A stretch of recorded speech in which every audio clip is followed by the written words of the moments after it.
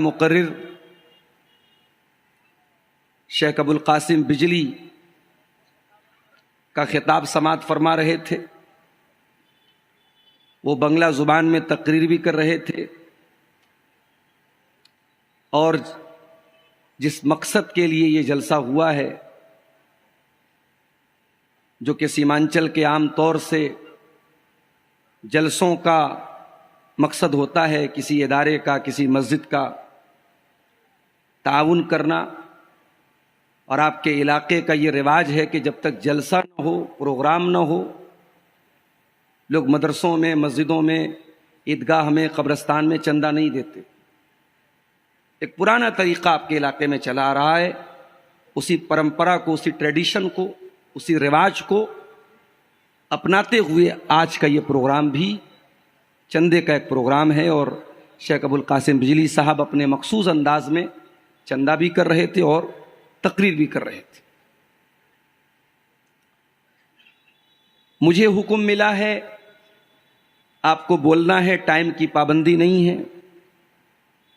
جتنی دیر تک آپ بول سکیں، مجمع سن سکے، آپ کو سنانا ہے، بولنا ہے. آج کی تقریر کے لیے میں نے جو ٹاپک سوچا ہے، جو عنوان سوچا ہے، وہ بڑا ہی اہم عنوان ہے. ہم اور آپ مسلمان ہیں، اور مسلمان لا الہ الا اللہ کے ساتھ ساتھ محمد الرسول اللہ کا کلمہ بھی پڑھتا ہے. کوئی اگر اللہ تعالیٰ کی توحید کو مانتا ہے اور محمد الرسول اللہ کی رسالت کو نہیں مانتا ہے، تو کیا وہ مسلمان ہے؟ کیا اس کے بارے میں ہم یہ کہہ سکتے ہیں کہ وہ جنت میں جائے گا؟ جواب ہے نو، نہیں. اللہ کے آخری نبی کے دنیا میں آ جانے کے بعد اب اگر کسی کو نجات چاہیے، کسی کو جنت میں جانا ہے، کسی کو کامیاب ہونا ہے، کسی کو سکسیسفل ہونا ہے، تو صرف اللہ تعالی کی توحید کو ماننا یہ انف نہیں ہے، یہ کافی نہیں ہے. اللہ کی توحید کے ساتھ ساتھ، لا الہ الا اللہ کے ساتھ ساتھ ہمیں کلمے کا جو دوسرا رخ ہے محمد الرسول اللہ، ہمیں اس کا بھی اقرار کرنا پڑے گا، اس کو بھی ماننا پڑے گا. اور جس دن ہم زبان سے یہ کہہ دیتے ہیں کہ اشہد ان محمد الرسول اللہ، تو ہم ساتھ میں یہ اقرار بھی کر لیتے ہیں کہ اب ہم اپنی مرضی کے مالک نہیں ہیں. جو من میں آیا، جو دل میں آیا وہ کر لیا، جو جی میں آیا وہ کھا لیا، جس چیز کا دل چاہا اس کو دیکھ لیا. نہیں، جب آپ نے اشہد ان محمد الرسول اللہ کہہ دیا تو اب آپ نے اپنے آپ کو لیمیٹیڈ کر لیا. آپ نے اقرار کر لیا کہ اب آپ جناب محمد الرسول اللہ صلی اللہ علیہ وسلم کے لائے ہوئے دین اور لائی ہوئی شریعت کو فالو کرنے والے ہیں، اس کے ماننے والے ہیں. اب آپ اس شریعت کے خلاف نہیں جائیں گے، اس کی مخالفت نہیں کریں گے. اس لیے کہ اللہ کے آخری نبی اپنی مرضی سے، اپنی خواہش نفس سے کچھ نہیں بولتے تھے. یہاں تک کہ اللہ کے نبی اگر غصے میں بھی کوئی بات بولتے تھے تو اس بات میں بھی اللہ کا کوئی حکم ہوتا تھا، آپ اپنی مرضی سے نہیں بولتے تھے. وَمَا يَنطِقُ عَنِ الْهَوَىٰ ان هو الا وحی یوحیٰ. او لوگو، میرا نبی اپنی مرضی سے، اپنی زبان سے کچھ نہیں نکالتا. ان کی زبان سے نکلنے والا ہر لفظ حق ہوتا ہے، ہر بات سچی ہوتی ہے. وہ اللہ کا پیغام اپنی زبان سے نکالتے ہیں. دنیا میں ایک فرقہ ہے جو کہتا ہے کہ صاحب ہم قرآن کو مانتے، حدیث کو نہیں مانتے. کیوں؟ کہتے ہیں قرآن آتھینٹک ہے، حدیث آتھینٹک نہیں ہے۔ کیوں بھائی؟ کہتے ہیں نبی کے دور میں قرآن تو لکھا گیا، حدیث لکھی نہیں گئی۔ غلط ہے یہ بات۔ نبی کے دور میں قرآن بھی لکھا گیا، نبی کے دور میں حدیث بھی لکھی گئی۔ حضرت عبداللہ بن عمرو بن عاص کہتے ہیں میں اللہ کے رسول کی ہر بات کو لکھ لیتا تھا، مجھے لوگوں نے منع کیا کہ تم ہر بات کو مت لکھا کرو۔ اللہ کے پیارے نبی بشر ہیں، انسان ہیں، ہو سکتا ہے کبھی غصے کی حالت میں آپ کے منہ سے کوئی نازیبا بات نکل جائے، کوئی ایسی بات نکل جائے جو مناسب نہ ہو، اس لیے تم نبی کی ہر بات کو مت لکھا کرو۔ حضرت عبداللہ کہتے ہیں میں نے لکھنا بند کر دیا۔ پھر میں نے یہ بات جناب محمد رسول اللہ صلی اللہ علیہ وسلم کو بتائی کہ اے اللہ کے نبی، میں آپ کی ہر بات کو لکھتا تھا، لوگوں نے مجھے منع کیا، اب میں نہیں لکھتا ہوں۔ اللہ کے پیارے نبی نے کیا فرمایا؟ ترمذی کی صحیح روایت ہے، آپ نے فرمایا اکتب والذی نفس محمد بیدہ ما یخرج منہ الا حق۔ آپ نے فرمایا اے عبداللہ، میری ہر بات کو تم لکھ لیا کرو، اس اللہ کی قسم جس کے ہاتھ میں محمد کی جان ہے۔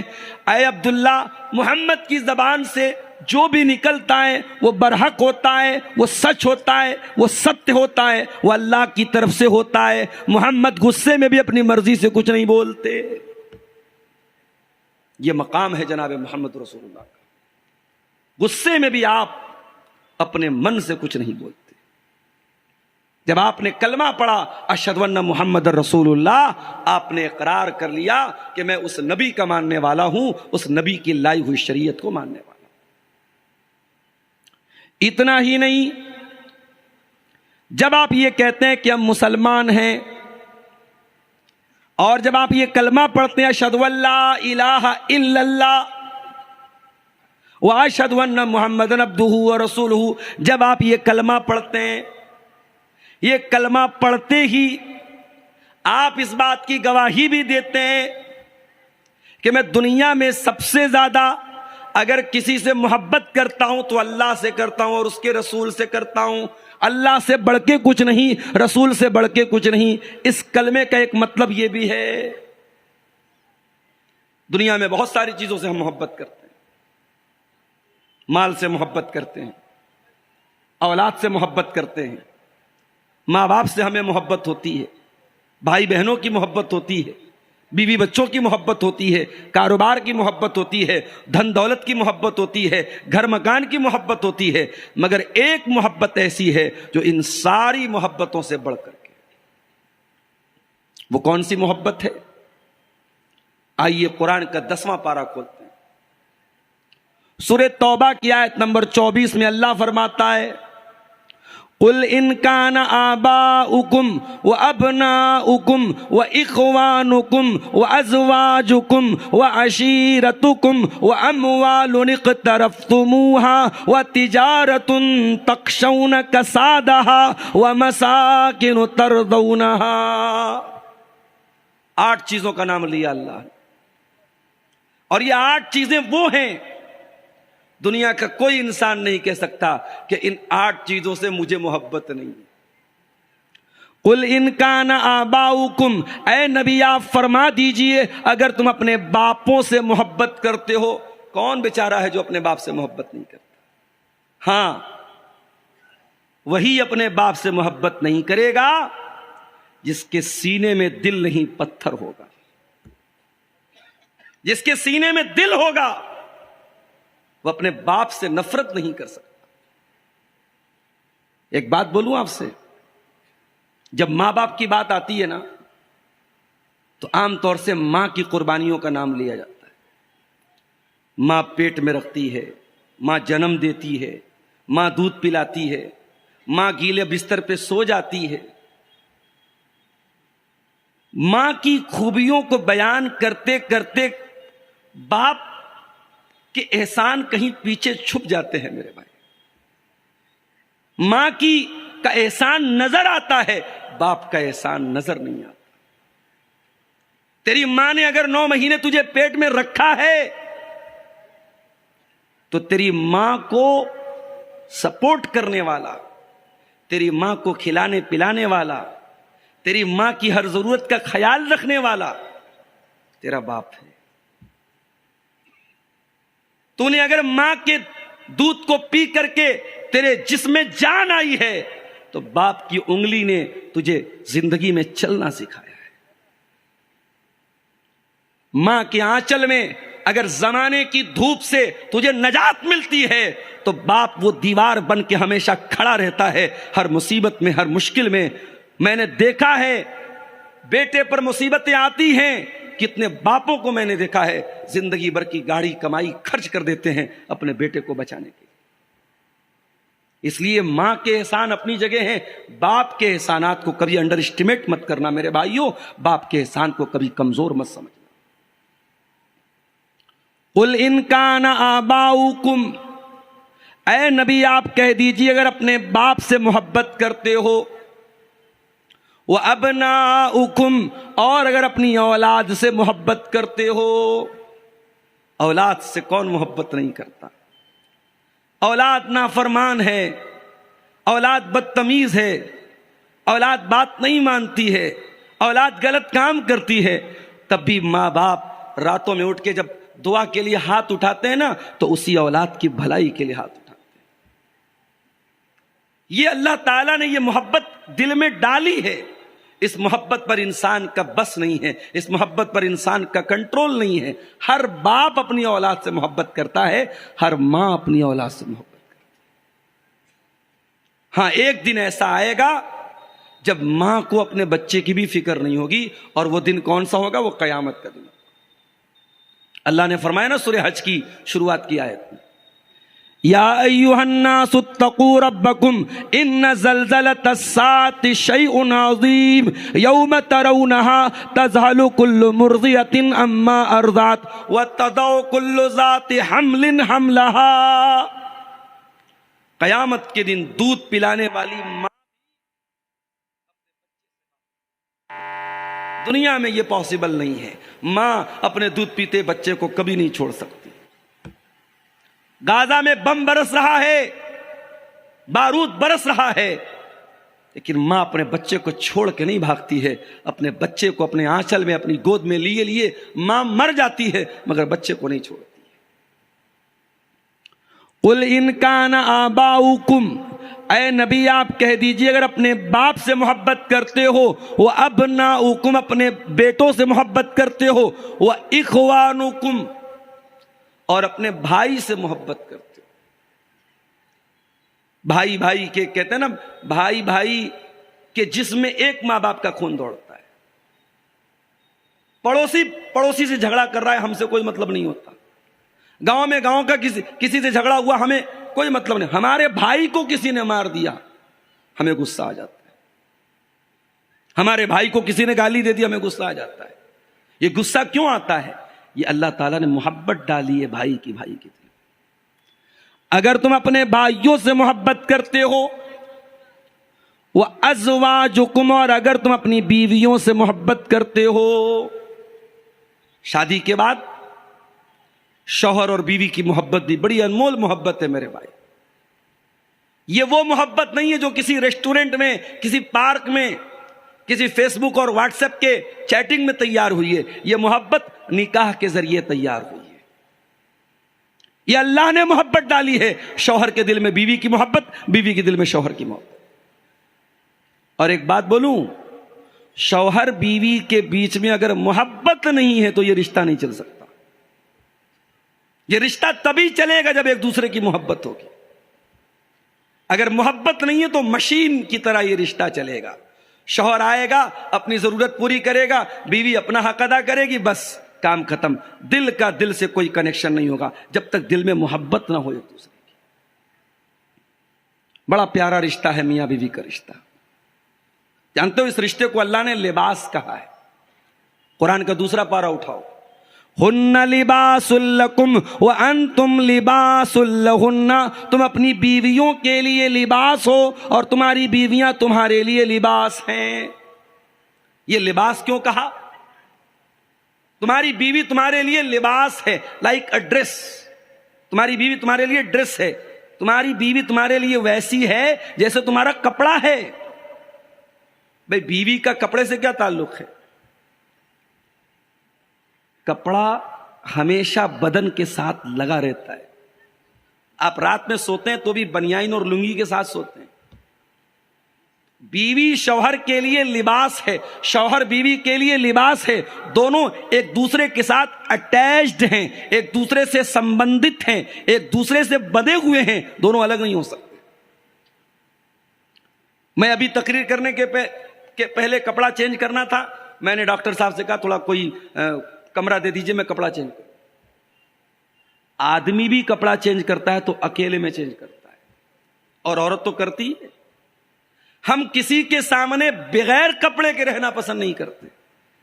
کپڑا ہماری عزت پر پردہ ڈالتا ہے، کپڑا ہمارے عیب پر پردہ ڈالتا ہے۔ قرآن کیا کہہ رہا ہے؟ ہن لباس لکم وانتم لباس لہن، تمہاری بیویاں تمہارے لیے لباس ہیں، وہ تمہارے عیب کے اوپر پردہ ڈالتی ہیں اور تم اپنی بیویوں کے عیب پر پردہ ڈالتے ہو۔ اگر شوہر بیوی کے عیب پر پردہ نہ ڈالے اور بیوی شوہر کے عیب پر پردہ نہ ڈالے تو میاں بیوی ہونے کا کوئی مطلب نہیں۔ جو بیوی شوہر کی برائی کرے، جو شوہر بیوی کی برائی کرے، بیوی شوہر کی غیبت کرے، شوہر بیوی کی غیبت کرے، تو سمجھو وہ ایک دوسرے کے لباس نہیں ہیں۔ لباس تو پردہ ڈالتا ہے، لباس تو ایک دوسرے کے عیب کو چھپاتا ہے۔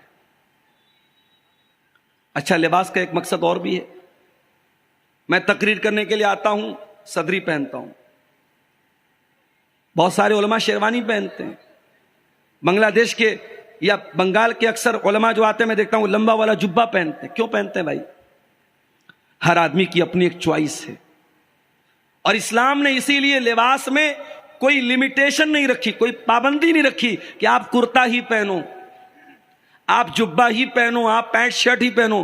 اسلام نے کچھ کنڈیشن بتائی۔ مرد کا کپڑا ٹخنے کے نیچے نہیں ہونا چاہیے، عورت کا کپڑا ٹخنے کے اوپر نہیں ہونا چاہیے، مرد اور عورت دونوں کا کپڑا اتنا ٹرانسپیرنٹ نہیں ہونا چاہیے کہ بدن نظر آئے، اتنا ٹائٹ نہیں ہونا چاہیے کہ بدن کے جو پارٹس آف باڈی ہیں، جو شریر کے انگ ہیں، وہ نظر آئیں۔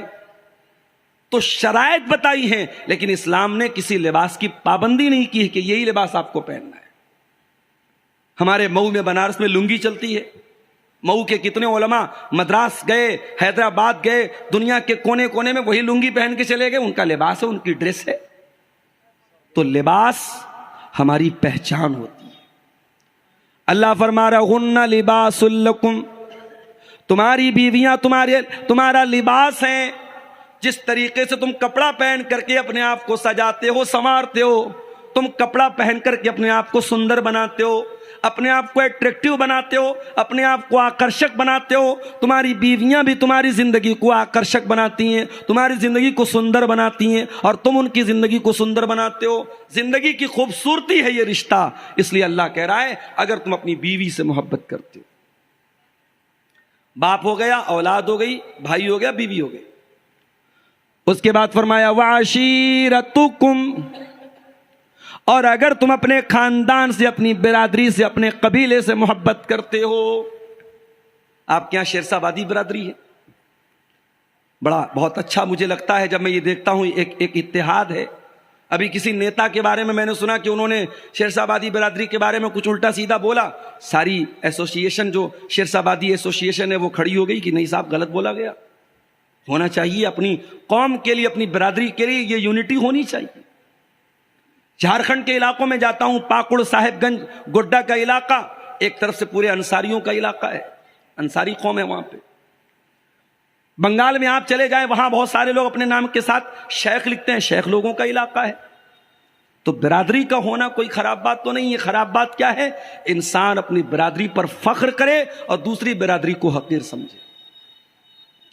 اللہ نے فرمایا وعشیرتکم، اگر تمہیں اپنی برادری کے اوپر، اپنے خاندان کے اوپر اگر تمہیں محبت، تم اس سے محبت کرتے ہو تو کوئی مسئلہ نہیں، کوئی پرابلم نہیں ہے۔ کر سکتے ہو. خاندان اور برادری کی محبت نیچرل ہے. اس کے بعد فرمایا وَأَمْوَالٌ اقْتَرَفْتُمُوهَا، اور وہ مال جس کو تم کما کر کے محنت کر کے کماتے ہو لاتے ہو، اگر تم اپنے مال سے محبت کرتے ہو تب بھی کوئی پرابلم نہیں ہے. یہ الگ بات ہے کہ محنت سے کمایا ہوا وہ مال ہمارا نوجوان جوئے میں جا کر کے برباد کر دیتا ہے، میٹا اوزون میں جا کے برباد کر دیتا ہے، کرپٹو کرنسی میں لے جا کے برباد کر دیتا ہے. ہمارے نوجوان کو کیا چاہیے؟ بیٹھے بٹھائے پیسہ چاہیے. کوئی کمپنی آتی ہے، صاحب 1 لاکھ روپیہ لگا تو ہر مہینے 15,000 دیں گے، ہمارا نوجوان جھٹ سے تیار ہو جاتا ہے. بیٹھے بٹھائے پیسہ کس کو برا لگتا ہے؟ ممبئی اور حیدرآباد کے مسلمانوں کا کروڑوں روپیہ، ایسی ہی ایک کمپنی آئی تھی، اس نے دعویٰ کیا تھا 1 لاکھ روپیہ آپ لگاؤ، ہم 3,000 روپیہ ہر مہینے آپ کو دیں گے، ہم بزنس کریں گے آپ کے پیسے سے، آپ کو پروفٹ دیں گے. دنیا کا کون سا ایسا کاروبار ہے جس میں صرف پروفٹ ہوتا ہے میرے بھائی؟ کاروبار کا مطلب پروفٹ اور لاس دونوں ہوتا ہے. انڈین شیئر مارکیٹ پچھلے 1 مہینے میں دھڑام گر رہی ہے، آج بھی مارکیٹ کافی گری ہوئی ہے. تو مارکیٹ کا کام ہے اپ اینڈ ڈاؤن ہونا، کبھی چڑھتی ہے کبھی اترتی ہے. کمپنی نے دعویٰ کیا کہ نہیں صاحب آپ ہمارے یہاں 1 لاکھ روپیہ لگاؤ، کبھی 3,000 ملے گا، کبھی 3,100 ملے گا، کبھی 2,900 ملے گا، ایک نیئر اباؤٹ آپ کو 3,000 روپیہ ملے گا. اب جس کے پاس 10 لاکھ روپیہ تھا اس نے سوچا یار 10 لاکھ لگا تو 30,000 روپیہ مہینہ ملے گا. ممبئی کے اندر لوگوں نے فلیٹ بیچ دیا اپنا، 50 لاکھ کا فلیٹ تھا، بیچ دیا کہ 50 لاکھ لگاؤں گا ہر مہینے 1.5 لاکھ روپیہ ملے گا، کیا برا ہے. مکان بیچ دیا، فلیٹ بیچ دیا، کرائے پہ رہنے لگے. کمپنی سارے لوگوں کا پیسہ لے کے بھاگ گئی، آج سب بیچارے رو رہے ہیں. تو میرے بھائیوں، یہ پیسہ جو آپ محنت سے کماتے ہیں، اپنے نوجوانوں سے کہنا چاہوں گا اس کو جوئے میں برباد مت کرنا. یہ میٹا اوزون، یہ کرپٹو کرنسی اور یہ شیئر مارکیٹ کی بہت ساری ناجائز شکلیں، شیئر مارکیٹ کی ساری شکلیں ناجائز نہیں ہیں، اس کی بہت ساری شکلیں جائز بھی ہیں، اس کو بیٹھ کر کے ڈسکس کیا جا سکتا ہے، لیکن بہت ساری شکلیں شیئر مارکیٹ کی ناجائز ہیں. تو شیئر مارکیٹ ہو گئی، کرپٹو مارکیٹ ہو گئی، اسی طریقے سے آج کل یہ جو ہے کموڈیٹی مارکیٹ چل رہی ہے، سونے اور چاندی کا کاروبار ہو رہا ہے. ان تمام چیزوں میں جو ایک یہ گارنٹیڈ منافع ہے، اور یہ ہے کہ صاحب ہم پیسہ لگا کے کروڑ پتی بن جائیں گے، 100 روپیہ لگا کے 1000 کما لیں گے، یہ جوا ہے. اس میں اپنے پیسے کو برباد مت کرو میرے. قرآن کہہ رہا ہے وَأَمْوَالٌ اقْتَرَفْتُمُوهَا، اگر اپنے مال سے تم محبت کرتے ہو، جس مال کو تم محنت سے کما کر کے اکٹھا کرتے ہو. کوئی انسان اگر یہ بولے صاحب ہم کو مال سے محبت نہیں ہے، جھوٹ بول رہا ہے، وہ جھوٹا ہے، مکار ہے.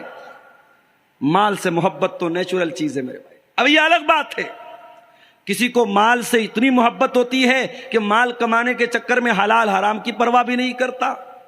مال سے اتنی محبت ہوتی ہے زکوٰۃ نہیں نکالتا، دان نہیں کرتا، چندہ نہیں کرتا. کروڑوں کی حیثیت ہے، محلے میں مدرسے کا چندہ ہو رہا ہے، مسجد کا چندہ ہو رہا ہے، یہ 10,000 دے سکتا ہے، یہ 1 لاکھ دے سکتا ہے، یہ چندہ دیتا ہے 500 روپیہ. اس کے پاس پیسہ تو ہے، دل نہیں ہے.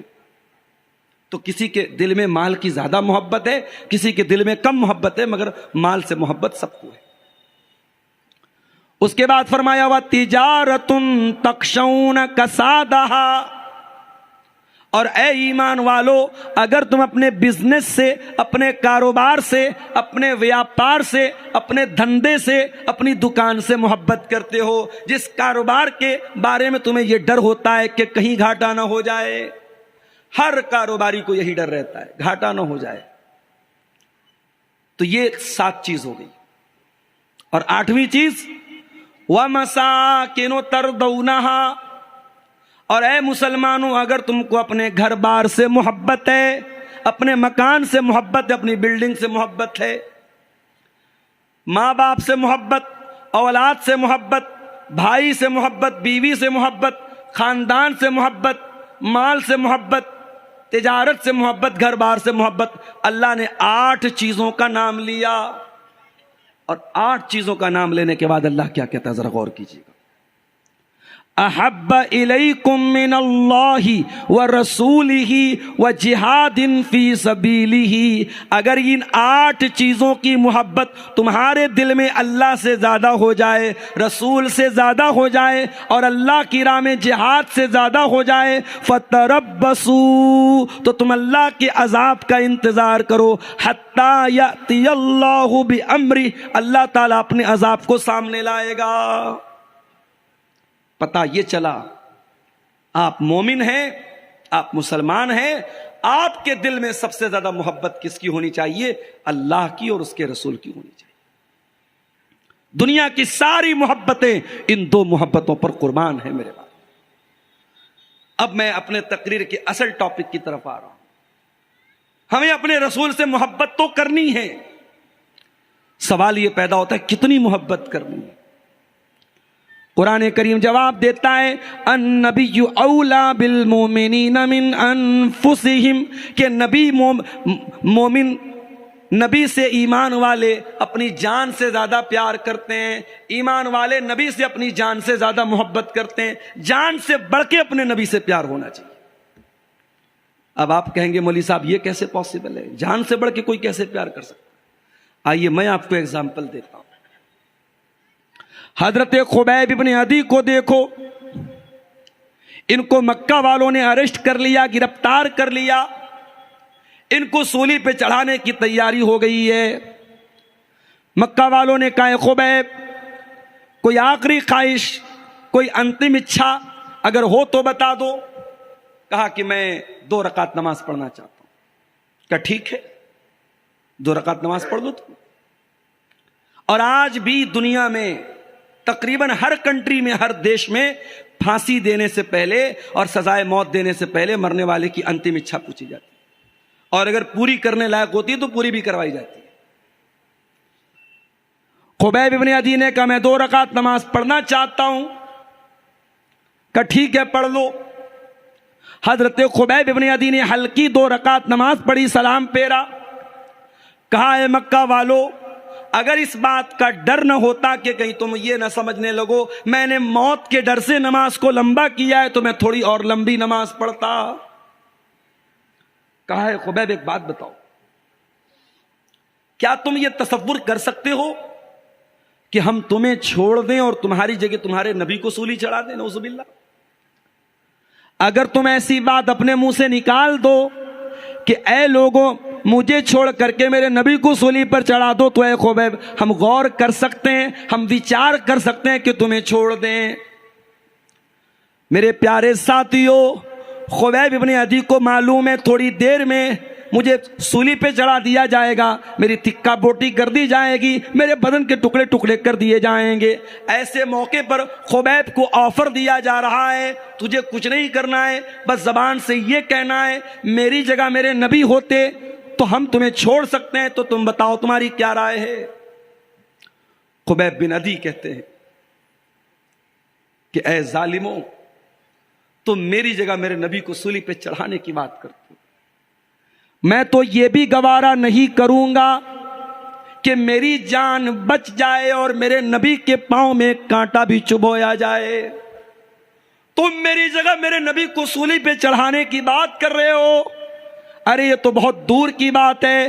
خبیب تو یہ بھی گوارا نہ کرے گا کہ خبیب کی جان کو بخش دیا جائے، خبیب کو رہا کر دیا جائے اور بدلے میں خبیب کے نبی کے پاؤں میں کانٹا چبھویا جائے۔ اللہ اکبر، یہ تھی محبت، یہ تھی محبت۔ النبی اولا بالمؤمنین من انفسہم، ایمان والے اپنے نبی سے اپنی جان سے زیادہ پیار کرتے۔ حضرت بلال کو دیکھو میرے بھائیوں، نوجوان بھائیوں، اپنی اسمارٹنس پر، اپنی خوبصورتی پر، اپنے ہینڈسم ہونے پر، اپنے گورے گورے رنگ پر ناز کرنے والے بھائیوں اور بہنوں، اللہ نے اگر آپ کو خوبصورت بنایا ہے بہت اللہ کا شکر ادا کرو، مگر یاد رکھو خوبصورتی یہ اللہ کے یہاں کوئی کام آنے والی چیز نہیں ہے۔ اللہ کے یہاں آپ کی شکل و صورت یہ میٹر نہیں کرتی ہے، اللہ کے آپ کا عمل میٹر کرتا ہے، آپ کا کیریکٹر میٹر کرتا ہے، آپ کا عقیدہ میٹر کرتا ہے۔ بڑے اسمارٹ ہیں، بڑے ہینڈسم ہیں، دنیا میں کوئی دیکھتا ہے بڑی تعریف کرتا ہے، یار یہ بندہ بڑا خوبصورت لگتا ہے، یہ لڑکی بڑی خوبصورت ہے.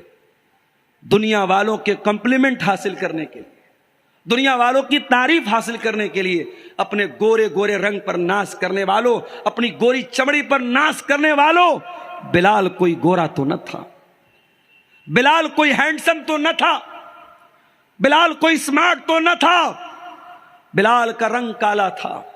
بلال حبشہ کے غلام تھے.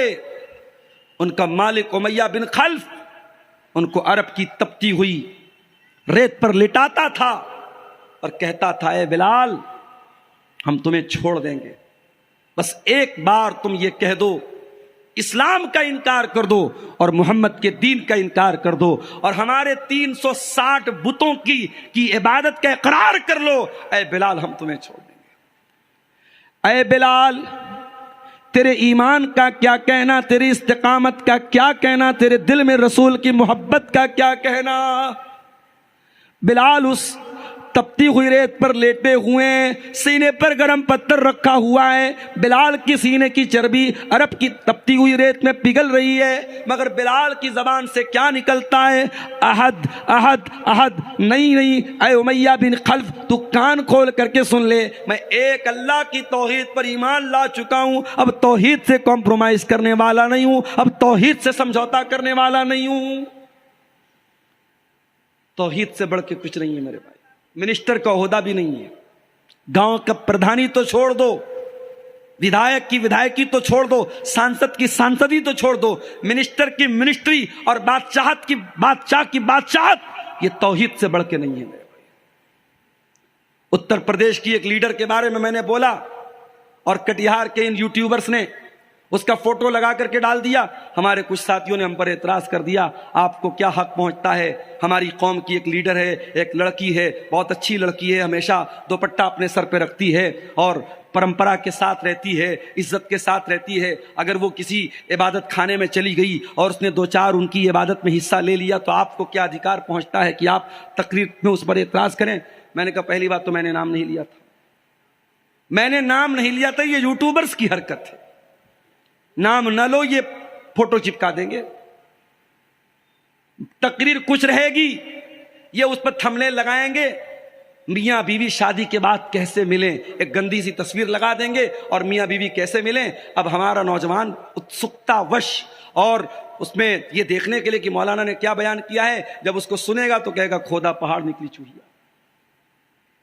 یہ ہمارے یوٹیوبرز کی حرکت ہے، ان کو ویو حاصل کرنا ہے، کچھ بھی تھمبنیل لگا دیں گے، کچھ بھی اس پہ لگا دیں گے. ایک جگہ تقریر میری ہو رہی تھی، گرمی کا موسم تھا، میں پسینے پسینے تھا، ایک آدمی میرے پیچھے سے آیا، وہ مجھے پنکھا کرنے لگا. لوگوں نے بتایا تھوڑا دماغ کا کریک ہے، وہ آ کر کے پنکھا کرنے لگا، بولا آپ گرمی سے مر جائیں گے. میں نے کہا بھائی میں گرمی سے نہیں مروں گا، تم بیٹھ جاؤ. اب ایک یوٹیوبر نے اس پر تھمبنیل لگایا، تقریر میں ہوا ہنگامہ، مولانا بھڑک گئے. ارے بھائی کس پر بھڑکا میں؟ تو کچھ بھی چل رہا ہے آج کل. میں نے تقریر میں صرف اتنا بیان کیا اتر پردیش کی ایک لیڈر کے بارے میں نے نام بھی نہیں لیا. میں نے کہا ایک لیڈر ہے، مسلمان لیڈر ہیں، بڑا ان کی تعریف ہو رہی کہ صاحب بہت اچھے پریوار سے ان کا سمبند ہے اور بہت سارے ووٹوں سے جیت کر کے وہ آئی ہیں اور پارلیمنٹ میں ہماری نمائندگی کر رہی ہیں. ان کا ایک ویڈیو میں نے دیکھا کہ ایک عبادت خانے میں، غیر مسلموں کے عبادت خانے میں داخل ہوئی اور ان کی عبادت میں ان کے جو دھارمک کریا کرم ہوتا ہے اس میں شامل ہوئی. میں نے کہا یہ غلط ہے. ایک سیدھی بات سن لو، ابھی دلی میں آل انڈیا اہل حدیث کانفرنس ہوئی، میری تقریر ہونے والی تھی وہاں، بنارس سے میری فلائٹ تھی، میں نہیں جا سکا. اس کانفرنس میں میری تقریر کا جو ٹاپک تھا وہ کیا تھا؟ اسلام اور مذہبی رواداری، اسلام اینڈ ریلیجیس ٹالرنس. اسلام دوسرے کے مذہب کے بارے میں ہمیں اپنے اندر برداشت کا مادہ پیدا کرنے کا حکم دیتا ہے، یہ میرا ٹاپک تھا. تو میں اس تقریر میں جو بات بیان کرنے والا تھا، جو میں نے نوٹس بنائے تھے، اس میں ایک بات میں نے یہ بھی لکھی تھی کہ رواداری کا مطلب، ٹالرنس کا مطلب یہ نہیں ہے کہ میں آپ کے مذہب پر عمل کروں، آپ میرے مذہب پر عمل کریں. نہیں، ٹالرنس تو یہ ہے آپ اپنے دھرم پر عمل کریں، میں اپنے مذہب پر عمل کروں، نہ مجھے آپ کے مذہب پر کوئی اعتراض ہو، نہ میں آپ کے مذہب کو کچھ برا بھلا کہوں اور نہ آپ میرے مذہب کے ساتھ کوئی چھیڑ چھاڑ. یہ ٹالرنس ہے. ہمارے یہاں ٹالرنس کا مطلب کیا سمجھ لیا کہ صاحب جب کوئی غیر مسلم قرآن پڑھے گا تب ٹالرنس ہے، اور جب کوئی مسلمان وید گیتا اور رامائن پڑھے گا تب ٹالرنس ہے؟ نہیں میرے بھائی، مسلمان اپنی نماز پڑھے اور غیر مسلم اپنی پوجا پاٹ کرے، عیسائی اپنے چرچ میں جا کر کے آرام سے عبادت کرے، سکھ مذہب کا ماننے والا اپنے گرودوارا میں جا کر کے اپنی پوجا کرے، جین مذہب کا ماننے والا اپنے اعتبار سے عبادت کرے، اور ہمیں کسی کے عبادت کرنے پر اور کسی کے تہوار منانے پر ہمیں کوئی اعتراض نہ ہو۔ یہ ٹالرنس ہے، یہ رواداری ہے، یہ بھائی چارہ ہے، اور اس بھائی چارے کو ہم بھارت میں پھیلانا چاہتے ہیں اور اس کو بڑھاوا دینا چاہتے ہیں۔ تو توحید سے کوئی کمپرومائز نہیں کیا جائے گا۔ حضرت بلال نے توحید سے کمپرومائز نہیں کیا، تپتی ریت پر لٹا دیا گیا، مگر بلال نے توحید کو نہیں چھوڑا میرے بھائی۔ میرے پیارے ساتھیوں، سب سے بڑھ کر کے اگر محبت کرنا ہے تو اللہ سے کرنا ہے اور رسول سے کرنا ہے، اور جب ہم اور آپ رسول سے محبت کرتے ہی ہیں تو ایک بات اور سمجھ لیجئے، دنیا والوں کا ایک دستور ہے، قاعدہ قانون ہے، انسان جس سے محبت کرتا ہے اس کو کیا پسند ہے کیا ناپسند ہے اس بات کا بھی خیال کرتا ہے کہ نہیں کرتا ہے؟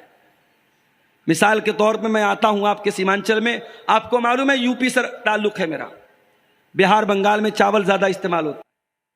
میں آتا ہوں، لوگ پوچھتے مولانا صاحب چاول کھابے نہ روٹی کھابے؟ میں کہتا ہوں دونوں کھابو، روٹی بھی کھابو چاول بھی کھابو۔ تو اب آپ یہ کیوں پوچھتے ہیں اپنے علماء سے کہ آپ کیا کھائیں؟ کہ آپ کو یہ لگتا ہے کہ بھئی مولانا ہمارے مہمان ہیں، ہمیں ان کی پسند اور ناپسند کا خیال کرنا چاہیے۔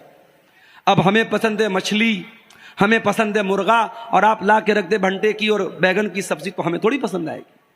ہم تو آپ لا کے رکھ دیں گے، ہم کھا لیں گے، مگر ہمیں ناگوار گزرے گا۔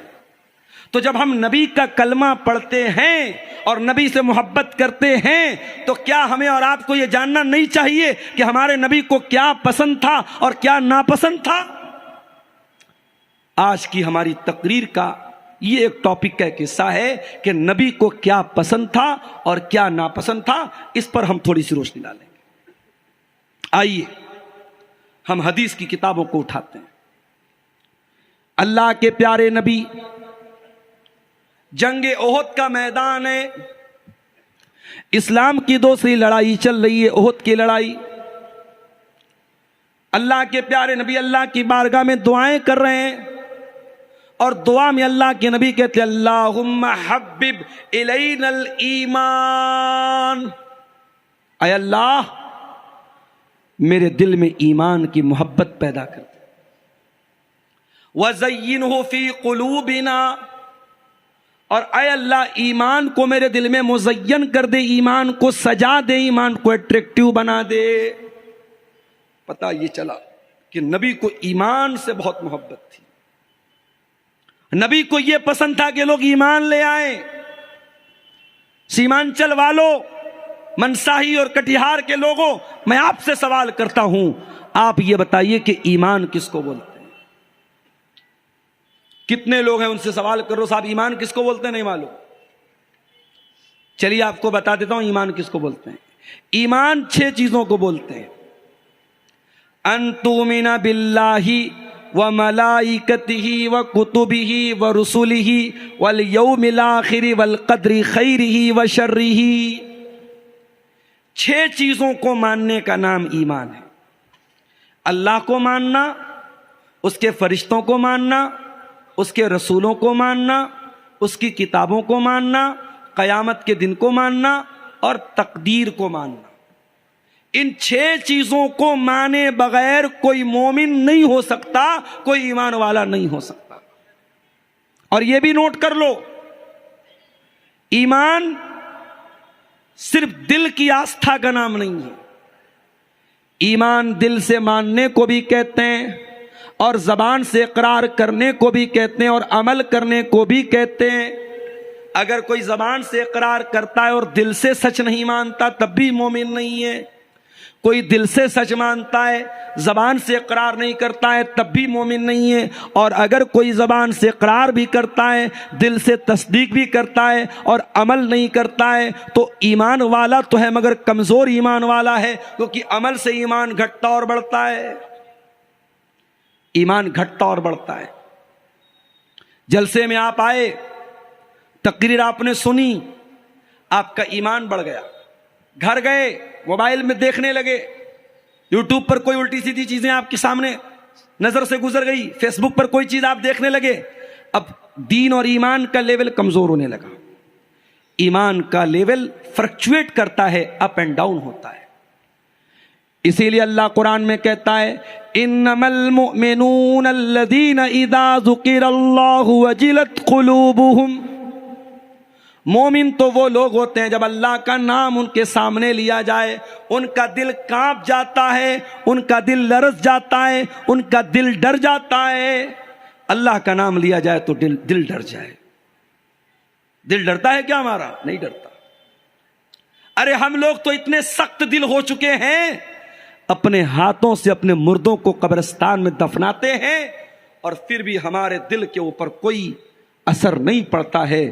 میرے بھائیوں، ہمارے دل پتھروں سے بھی زیادہ کٹھور ہو چکے ہیں، پتھروں سے بھی زیادہ سخت ہو چکے ہیں۔ انما المؤمنون الذین اذا ذکر اللہ، مومن تو وہ لوگ ہوتے ہیں جب اللہ کا نام لیا جائے وجلت قلوبہم، تو ان کے دل کانپنے لگتے ہیں، وَإِذَا تُلِيَتْ عَلَيْهِمْ آيَاتُهُ، اور جب اللہ تعالیٰ کی آیتیں ان کے سامنے پڑھی جائیں زَادَتْهُمْ ایمانا، ان کا ایمان بڑھ جاتا ہے، ان کے ایمان کا لیول ہائی ہو جاتا ہے، ان کے ایمان کی چارجنگ بڑھ جاتی ہے۔ ایک بات پوچھوں آپ سے، اپنے نوجوانوں سے پوچھنا چاہوں گا، اپنے یوٹیوب کی ہسٹری ذرا چیک کر کے بتاؤ، لاسٹ ٹائم آپ نے قرآن کی تلاوت کو کب سنا تھا؟ اپنا موبائل چیک کر کے بتاؤ، آخری بار آپ نے قرآن کی تلاوت کب کی تھی اور قرآن کی تلاوت کو سنا کب تھا؟ میرے پیارے نوجوان ساتھیوں، آج ہمارے نوجوانوں کے موبائل پر گانے مل جائیں گے، میوزک مل جائے گا، بالی ووڈ کے سانگ مل جائیں گے، الٹی سیدھی چیزیں مل جائیں گی، اگر نہیں ملے گا تو قرآن نہیں ملے گا۔ میرے پیارے نوجوان بھائیوں، جس نبی سے آپ محبت کرتے ہیں، جس نبی کا کلمہ پڑھتے ہیں، اس نبی نے میوزک کی آواز کو کبھی اپنے کانوں میں آنے نہ دیا، اور وہ نبی قرآن کو پڑھا بھی کرتے تھے اور قرآن کو سنا بھی کرتے تھے۔ قرآن کو سنا کرو میرے بھائی۔ اور میں تو کبھی کبھی افریقہ کے جو قاری ہوتے ہیں ان کی تلاوت میں سنتا ہوں، بہت پیاری لگتی ہے۔ میں نے ایک تقریر میں ایک نام لیا تھا، ایک افریقن قاری ہیں، ان کا نام ہے صوفی عبدالرشید۔ یوٹیوب پر آپ جا کر کے ٹائپ کیجئے صوفی عبدالرشید تلاوت، ان کی تلاوت سامنے آ جائے، کوئی بناوٹ نہیں، سمپل آواز ہے اور پاٹدار آواز، روبدار آواز ہے، اور جب تلاوت کرتے ہیں ایسا لگتا ہے ڈائریکٹ دل کو چھو رہی ہے۔ افریقن قاریوں کی قرت بہت پیاری لگتی ہے، دل کو اپیل کرتی ہے، دل کو اثر کرتی ہے۔ آپ قرآن کو سننا شروع کر دیجئے، گانا سننا بھول جائیں گے آپ، میوزک کی محبت دل سے نکل جائے گی، قرآن کی محبت دل میں پیدا ہو جائے گی۔ جس نبی کا آپ کلمہ پڑھتے ہیں وہ نبی قرآن سنا کرتے تھے، قرآن پڑھا کرتے تھے۔ بخاری کی روایت ہے، عبداللہ بن مسعود رضی اللہ تعالیٰ عنہ اللہ کے پیارے نبی صلی اللہ علیہ وسلم کے پاس آتے ہیں، اللہ کے نبی کہتے ہیں عبداللہ اقرأ علی القرآن، مجھے قرآن پڑھ کے سناؤ۔ حضرت عبداللہ نے کہا میں آپ کو قرآن پڑھ کے سناؤں؟ اے اللہ کے رسول، آپ کے اوپر تو قرآن اترا ہے، قرآن نازل ہوا ہے، میں آپ کو کیسے پڑھ کے سناؤں؟ آپ نے فرمایا اے عبداللہ میں دوسرے کے منہ سے سننا چاہتا ہوں۔ حضرت عبداللہ بن مسعود بہت پیارا قرآن پڑھتے تھے۔ ابھی دلی میں آل انڈیا اہل حدیث کانفرنس میں جو مدینہ کے امام آئے تھے شیخ عبداللہ البوئی جان، انہوں نے نماز پڑھائی دلی میں، اللہ اکبر، کتنی پیاری آواز۔ اس وقت حرم کے جو نئے امام آئے ہیں مکے میں، رمضان کے لاسٹ میں گیا تو اتفاق سے ایک دن تراویح کی نماز میں نے ان کے پیچھے پڑھی، ان کا نام ہے شیخ بدر الترکی، اللہ اکبر، کیا قرآن پڑھتے ہیں۔ شیخ سعود الشریم کی کمی کو پورا کرنے کا کام کر رہے ہیں شیخ بدر الترکی، بہت ہی پیارا قرآن پڑھتے ہیں۔ آواز اچھی ہو، اور اچھی آواز میں کوئی قرآن پڑھے میرے بھائیوں تو انسان کا دل بیدار ہو جاتا ہے، انسان کی روح سرشار ہو جاتی ہے۔ عبداللہ بن مسعود بہت اچھا قرآن پڑھتے تھے۔ پیارے نبی نے فرمایا کہ اے عبداللہ اقرا علی القرآن، مجھے قرآن پڑھ کے سناؤ۔ حضرت عبداللہ سورہ نساء کی تلاوت کرنے لگے، سورہ نساء کی تلاوت کر رہے ہیں اور اللہ کے نبی غور سے سن رہے ہیں۔